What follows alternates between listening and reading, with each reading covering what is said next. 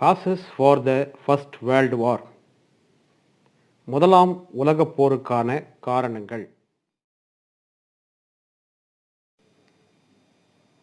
1. European alliances and counter alliances. 1. ஐரோப்பிய நாடுகளின் அணி சேர்க்கைகளும் எதிர் அணி சேர்க்கைகளும். 2. Violent form of nationalism. 2. வன்முறை சார்ந்த தேசியம். 3. Aggressive attitude of German Emperor. 3. German பேரரசின் ஆக்கிரமிப்பு மனப்பான்மை.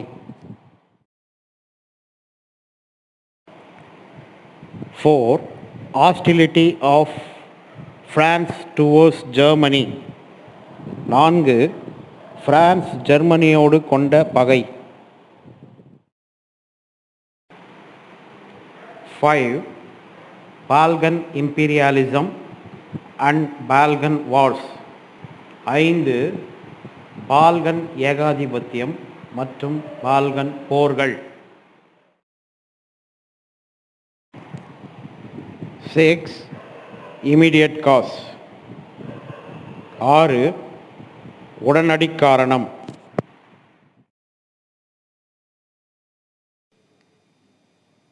1.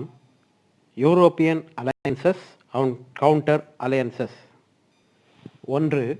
ஐரோப்பிய நாடுகளின் அணி சேர்க்கைகளும் எதிர் அணி சேர்க்கைகளும்.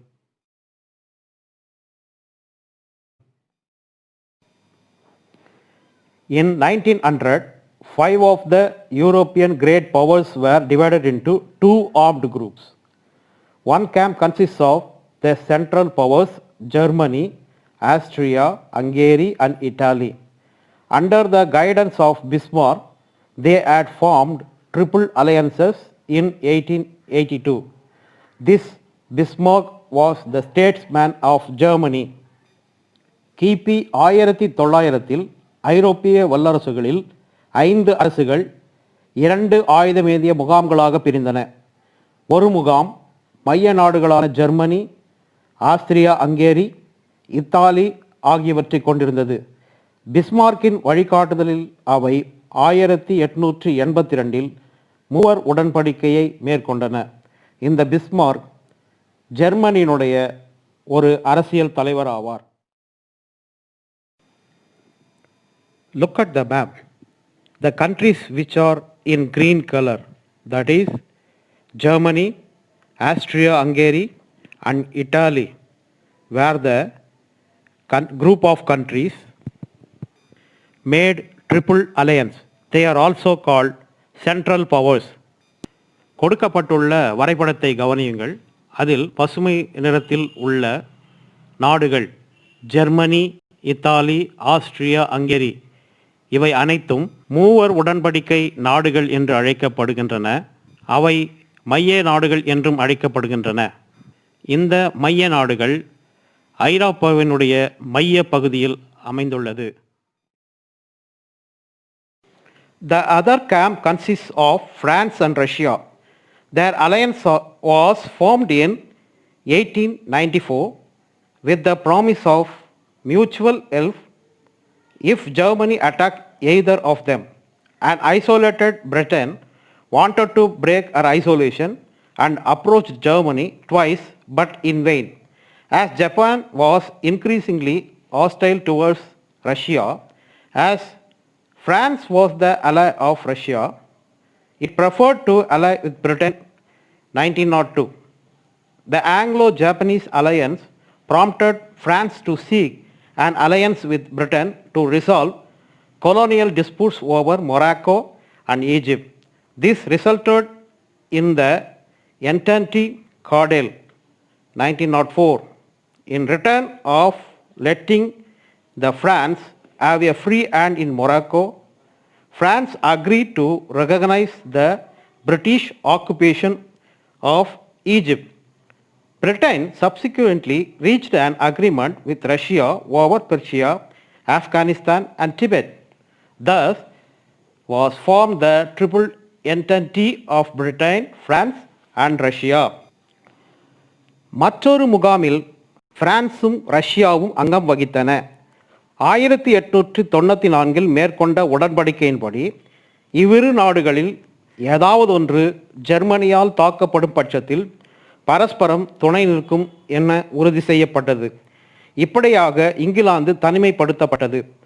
தன்னுடைய தனித்திருத்தலிலிருந்து வெளிவரும் பொருட்டு இங்கிலாந்து இருமுறை ஜெர்மனியை அணுகி தோல்வி கண்டது. ரஷ்யாவின் மீதான ஜப்பானின் பகைமை அதிகமான போது பிரான்ஸ் ரஷ்யாவின் நட்பு நாடாக இருந்ததால் ஜப்பான் இங்கிலாந்துடன் இணைய விரும்பியது. 1902 ஆங்கிலோ ஜப்பான் உடன்படிக்கை பிரான்ஸ் இங்கிலாந்தோடு உடன்படிக்கை செய்து கொள்ள தூண்டியது. அதன் மூலம் மொராக்கோ, எகிப்து ஆகிய காலனிகள் தொடர்பான பிரச்சனைகளை தீர்த்து கொள்ள விரும்பியது. இதன் விளைவாக 1904 இரு நாடுகளுக்கிடையே நட்புறவு ஒப்பந்தம் ஏற்பட்டது. மொராக்காவில் பிரான்ஸ் சுதந்திரமாக செயல்பட அனுமதிக்கப்படும் பட்சத்தில் எகிப்தை இங்கிலாந்து கைப்பற்றியதை அங்கீகரிக்க பிரான்ஸ் உடன்பட்டது. இதனைத் தொடர்ந்து பாரசீகம், ஆப்கானிஸ்தான், திபெத் தொடர்பாக ரஷ்யாவுடன் இங்கிலாந்து ஒப்பந்தம் மேற்கொண்டது. இவ்வாறு இங்கிலாந்து, பிரான்ஸ், ரஷ்யா ஆகியவை மூவரை கொண்ட மூவர் கூட்டு உருவாக்கப்பட்டது.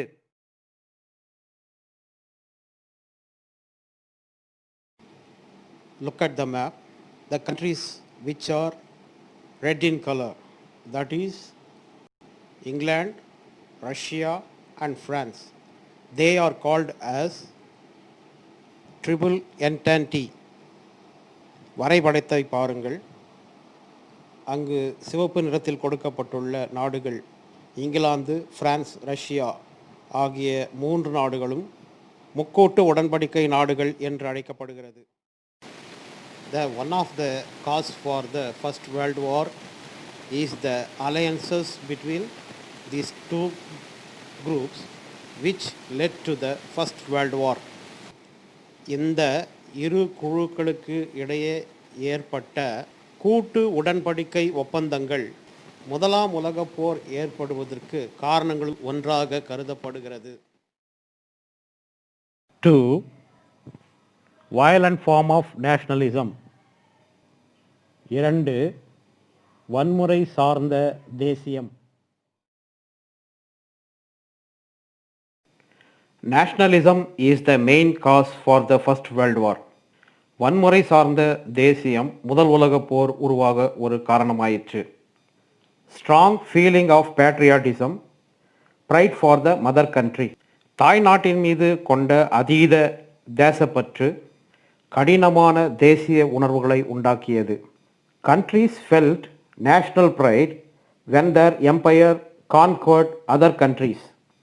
தன்னுடைய நாடு பிற நாடுகளை வென்றபோது மக்கள் அதிகமான தேசிய பெருமை அடைந்தார்கள். Some ethnic group felt an intense desire to preserve their own cultural identity, language and traditions. So they wanted to form independent nations and free themselves from the control of an empire. ஒரு சில இன மக்கள் தங்களுடைய கலாச்சாரம், மொழி, பழக்க வழக்கங்கள் மீது அதிகமான பற்று கொண்டதினால் தங்களுக்கென ஒரு தனி நாடை அமைத்து கொள்ள முயற்சித்தனர். With the growth of nationalism, the attitude of my country, right or wrong, I support is developed. தேசப்பற்றின் வளர்ச்சியோடு எனது நாடு சரியோ தவறோ நான் அதை ஆதரிப்பேன் என்ற மனப்பாங்கு வளர்ந்தது. The love for one country demanded hatred for another country. ஒரு நாட்டின் மீதான பற்று மற்றொரு நாட்டை வெறுக்கும் தேவையை ஏற்படுத்தியது. England's nationalism is called jingoism. England நாட்டின் ஆரவாரமான நாட்டுப்பற்று ஜிங்கோயிசம் என்று அழைக்கப்பட்டது. France nationalism is called as chauvinism. France நாட்டின் அதிதீவிர நாட்டுப்பற்று சவினிசம் என அழைக்கப்பட்டது. Germans' nationalism is called as Kultur. German நாட்டினுடைய வெறிகொண்ட நாட்டுப்பற்று கல்ச்சர் என்று அழைக்கப்பட்டது. These type of militant form of nationalism contributed decisively to the outbreak of the war.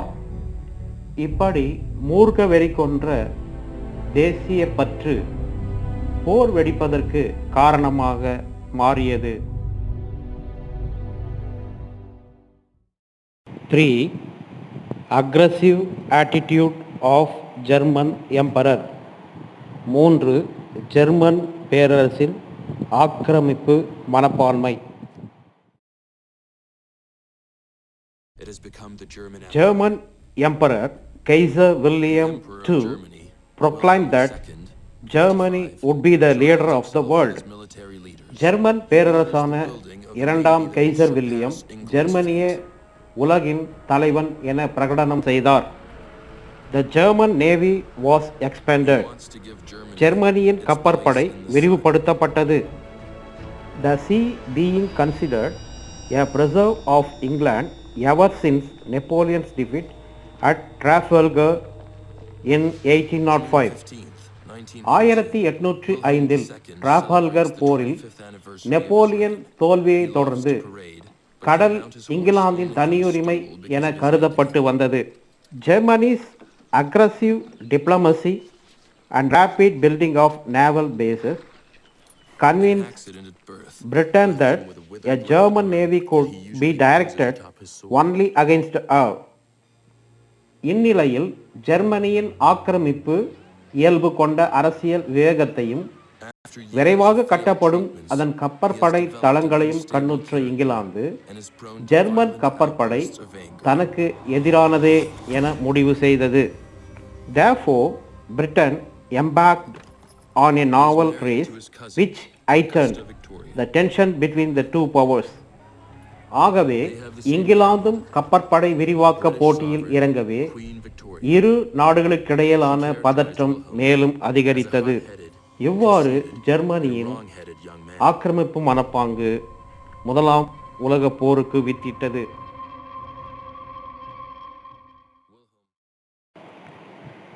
4. Hostility of France towards Germany. 4. France ஜெர்மனியோடு கொண்ட பகை. France and Germany were old rivals. பிரான்சும் ஜெர்மனியும் பழைய பகைவர்கள். Bitter memories of the defeat of 1871 and loss of Alsace and Lorraine to Germany rankled in the minds of the French. 1871 ஜெர்மனியால் தோற்கடிக்கப்பட்ட France Alsace Lorraine பகுதிகளை ஜெர்மனியிடம் இழக்க நேரிட்டது குறித்த கசப்பான நினைவுகளை பிரெஞ்சு மக்கள் ஜெர்மனி மீது கொண்டிருந்தனர். German interference in Morocco added to the bitterness. Morocco விவகாரத்தில் ஜெர்மனியின் தலையீடு இக்கசப்புணர்வை மேலும் அதிகரித்தது. The British agreement with France over Morocco was not consented by Germany. மொராக்கோவில் பிரான்சின் நலன்களை சார்ந்த இங்கிலாந்து பிரான்சோடு மேற்கொண்ட ஒப்பந்தத்தை ஜெர்மன் எதிர்த்தது.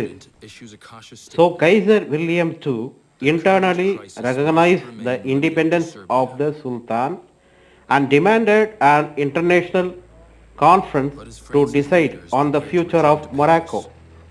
எனவே ஜெர்மன் பேரரசர் இரண்டாம் கைசர் வில்லியம் மொராக்கோ சுல்தானின் சுதந்திரத்தை அங்கீகரித்ததோடு மொராக்கோவின் எதிர்காலம் குறித்து முடிவு செய்ய பன்னாட்டு மாநாடு ஒன்றை கூட்டும்படி கோரினார்.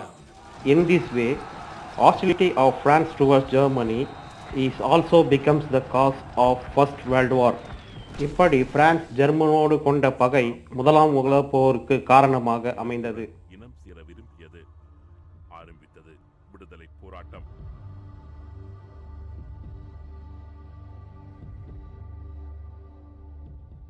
இந்த விடுதலை போராட்டம்தான் முதலாம் உலகப் போருக்கு காரணமாக இருந்தது என்று கூறினால் யாருமே நம்ப மாட்டார்கள். ஆனால் உலகப் போருக்கான ஒரு ட்ரிகராக, ஒரு பெருந்தீயை மூட்டிவிட்ட ஒரு தீப்பொறியாக பொஸ்னியாவின் விடுதலை போராட்டமே அமைந்திருந்தது என்பதுதான் உண்மை.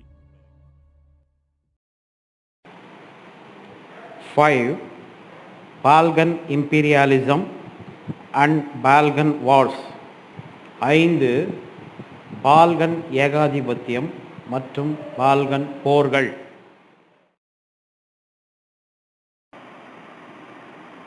Dear students, first you must know why some European countries are called as Balkan countries. அன்பார்ந்த மாணவர்களே, முதலாவது நீங்கள் ஐரோப்பா கண்டத்திலே ஒரு சில நாடுகள் ஏன் பால்கன் நாடுகள் என்று அழைக்கப்படுகிறது என்பதை தெரிந்து கொள்ள வேண்டும். The countries which are surrounded around the Balkan mountain range are called Balkan countries. Balkan மலைத்தொடரை சுற்றி இருக்கக்கூடிய நாடுகள் பால்கன் நாடுகள் என்று அழைக்கப்படுகின்றன. Then you must know which are all Balkan countries. மாணவர்களே, பால்கன் நாடுகள் எவை என்று நீங்கள் தெரிந்து கொள்ள வேண்டும். கொடுக்கப்பட்டுள்ள அந்த மேப் கவனியுங்கள். Look at the map. The orange color countries are Balkan countries. We will look after one another. Romania, Bulgaria, Macedonia, Greece, Albania, Montenegro, Kosovo, Siberia, Bosnia and Herzegovina, Croatia and Slovenia. These countries are called as Balkan countries. இந்த நாடுகள் அனைத்தும் Balkan நாடுகள் என்று அழைக்கப்படுகிறது. Then I want to say another point. Look at the map. You can see the direction picture. The country which is in that path is called as Turkey. Most of the Balkan countries were ruled for a long period of time by this Turkey, that is called Ottoman Turkey. கொடுக்கப்பட்டுள்ள வரைபடத்திலே திசைகளை காட்டும் படம் இருக்கக்கூடிய பகுதியை கவனியுங்கள். அது துருக்கி என்று அழைக்கப்படக்கூடிய நாடாகும். இந்த துருக்கி பல பால்கன் கண்ட்ரிஸை தன்னுடைய ஆட்சியின் கீழ் நெடுங்காலமாக ஆட்சி செய்து வந்தது. அந்த பகுதிகளை ஆட்டோமன் டர்க்கி என்று அழைக்கின்றோம்.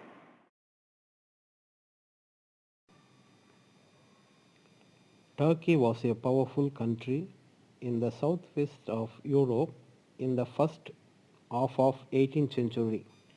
18ஆம் நூற்றாண்டின் முதல் பாதியில் தென்மேற்கு ஐரோப்பாவில் துருக்கி வலிமை வாய்ந்த நாடாக திகழ்ந்தது. The Ottoman Empire extended over the Balkans and across Hungary to Poland. Ottoman துருக்கி பேரரசு பால்கனிலும் ஹங்கேரியிலும் குறுக்காக போலந்து வரை பரவியிருந்தது.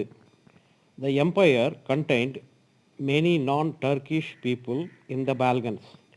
துருக்கிய பேரரசு பால்கன் பகுதிகளில் பல துருக்கியர் அல்லாத மக்களையும் கொண்டிருந்தது.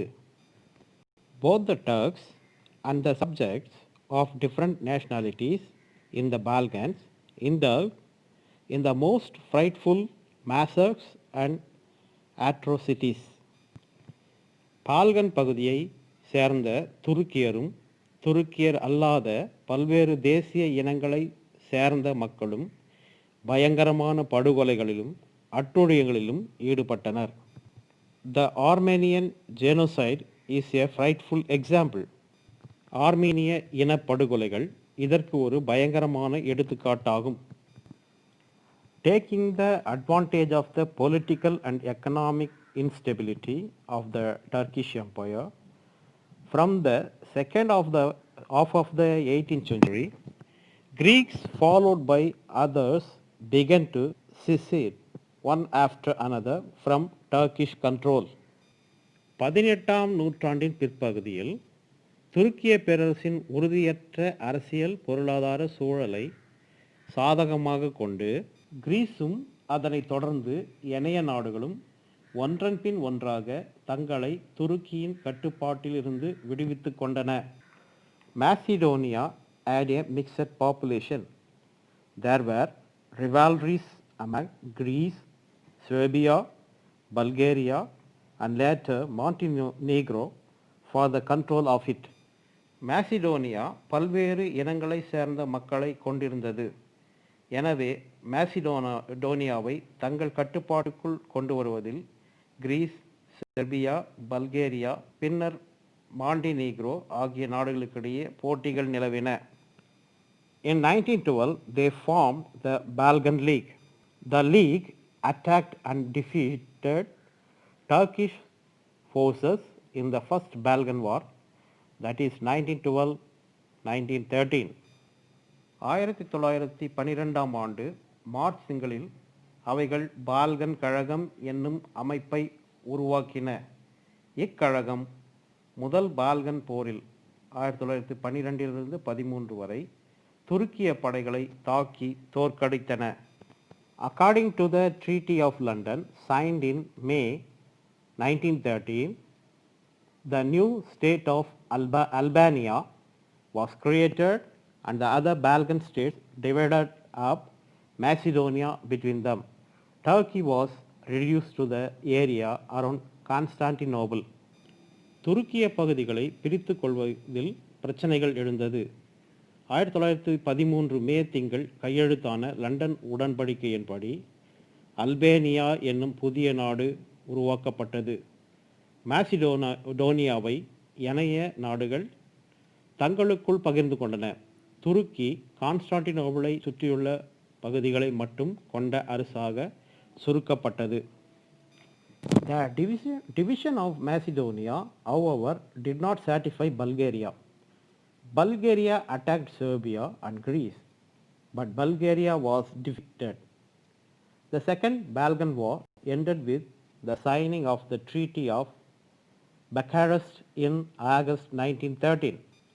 மாசிடோனியாவை பிரித்தளித்ததில் திருப்தி அடையாத பல்கேரியா செர்பியாவையும் கிரீஸையும் தாக்கியது. ஆனால் பல்கேரியா எளிதில் தோற்கடிக்கப்பட்டது. 1913 ஆகஸ்ட் திங்களில் கையெழுத்திடப்பட்ட புக்காரெஸ்ட் உடன்படிக்கையின்படி இரண்டாம் பால்கன் போர் முடிவடைந்தது.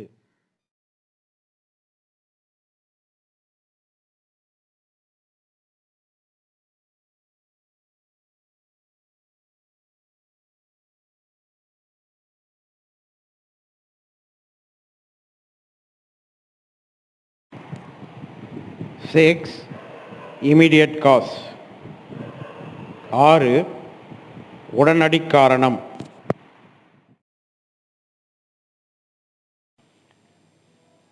Dear students, முதலாம் உலகப் போர் துவங்குவதற்கான உடனடி காரணம் ஆஸ்திரியா ஹங்கேரி பேரரசினுடைய இளவரசர் பிரான்சிஸ் ஃபெர்டினாண்ட் என்பவரும் அவருடைய மனைவி இசபெல்லாவும் சுட்டு கொல்லப்பட்டதே ஆகும். கொடுக்கப்பட்டுள்ள இந்த மேப்பை கொஞ்சம் பாருங்க. அதில் இருக்கக்கூடிய ஆஸ்திரியா ஹங்கேரி எம்பையர், அதற்கு அருகாமையில் அமைந்துள்ள போஸ்னியா, செர்பியா, இந்த 3 நாடுகளுக்கு இடைப்பட்ட இந்த கொலை சம்பவமே முதலாம் உலகப் போர் துவங்குவதற்கான முக்கிய காரணமாக மாறியது.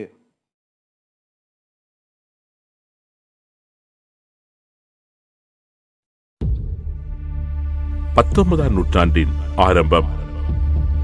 அந்த காலகட்டத்தில் ஆஸ்திரியா, ஹங்கேரி போன்ற தேசங்கள் ஒரே நாடாகவே இருந்தன. தற்போதைய பொஸ்னியா கூட ஆஸ்திரியாவின் ஒரு அங்கமாகவே அந்த காலகட்டத்தில் இருந்தது. ஆஸ்திரியாவுக்கு அருகில் இருந்த நாடு செர்பியா. செர்பியாவில் ஸ்லாவ் இன மக்கள் வாழ்ந்து வந்தார்கள். அதே போன்று ஆஸ்திரியாவில் ஒரு அங்கமாக இருந்து வந்த பொஸ்னியாவில் வாழ்ந்து வந்தவர்களும் இந்த ஸ்லாவ் இன மக்கள்தான்.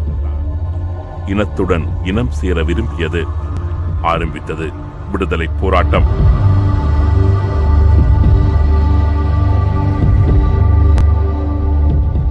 இந்த விடுதலை போராட்டம்தான் முதலாம் உலகப் போருக்கு காரணமாக இருந்தது என்று கூறினால் யாருமே நம்ப மாட்டார்கள். ஆனால் உலகப் போருக்கான ஒரு ட்ரிகராக, ஒரு பெருந்தீயை மூட்டிவிட்ட ஒரு தீப்பொறியாக பொஸ்னியாவின் விடுதலை போராட்டமே அமைந்திருந்தது என்பதுதான் உண்மை.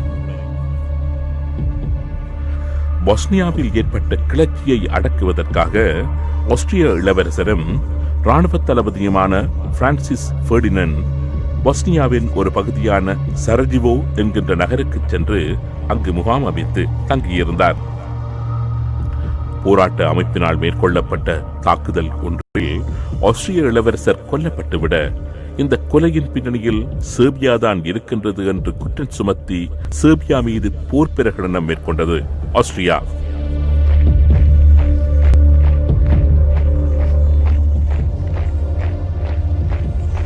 ஆஸ்திரியாவின் மிக நெருங்கிய நட்பு நாடு ஜெர்மனி. ஆஸ்திரியாவுடன் இணைந்து ஜெர்மனியும் சேர்பியா மீது போர் தொடுத்தது. 1914 ஆண்டு ஜூலை மாதம் 28 உத்தியோகபூர்வமாக முதலாம் உலகப் போர் ஆரம்பமானது.